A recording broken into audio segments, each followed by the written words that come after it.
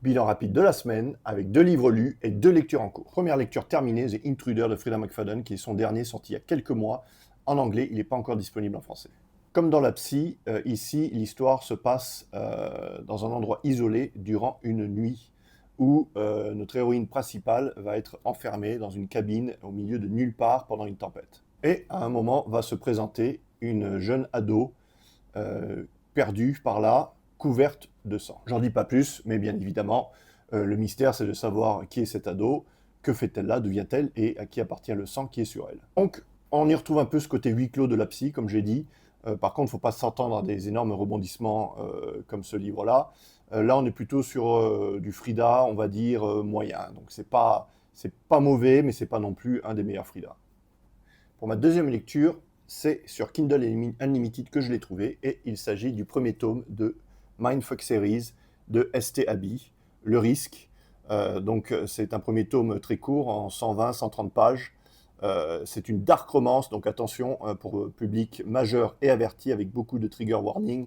Mais alors, ça, probablement ma dark romance préférée depuis le début de l'année. Alors j'avoue, j'en ai pas lu des tonnes, mais franchement, celui-là, il a vraiment tout ce que j'aime dans une dark romance. Donc oui, il y a du gore, il y a du smut, mais surtout, il y a une héroïne badass.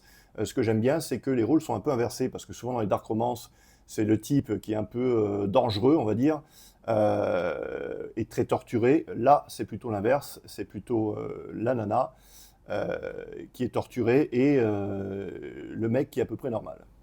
Donc le personnage principal masculin est un agent du FBI, c'est un profiler qui essaye d'arrêter des serial killers. Le problème, c'est qu'il ne sait pas que sa copine, c'est une serial killeuse. Bon bref, si tu es amateur de dark romance, tu ne peux pas passer à côté de cette série-là. Il y a, je crois, 5 tomes. Commence avec le premier, il y a juste 120, 130 pages. Franchement, l'anglais, c'est assez facile à lire. Je pense que tu ne vas pas être déçu. Et dans mes lectures en cours, toujours The Will et The Many. Alors j'avoue, j'ai du mal à avancer parce que c'est quand même un gros pavé qui est assez complexe à lire. En plus, je le lis en anglais. Là, j'en suis à peu près au tiers. Alors, je sais que pour beaucoup, notamment sur le BookTok US, c'est un chef-d'œuvre de la fantasy épique. Alors pour moi, je ne sais pas encore. J'avoue que oui, c'est prenant. J'aime bien l'univers, j'aime bien l'histoire, mais j'attends encore de voir avant de crier au chef-d'œuvre. Donc là, j'en suis qu'au tiers, c'est un peu tôt pour le dire.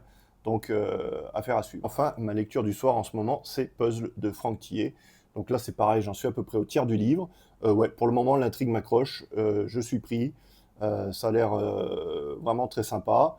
Donc, je pense le terminer d'ici une paire de jours et faire une critique très prochaine.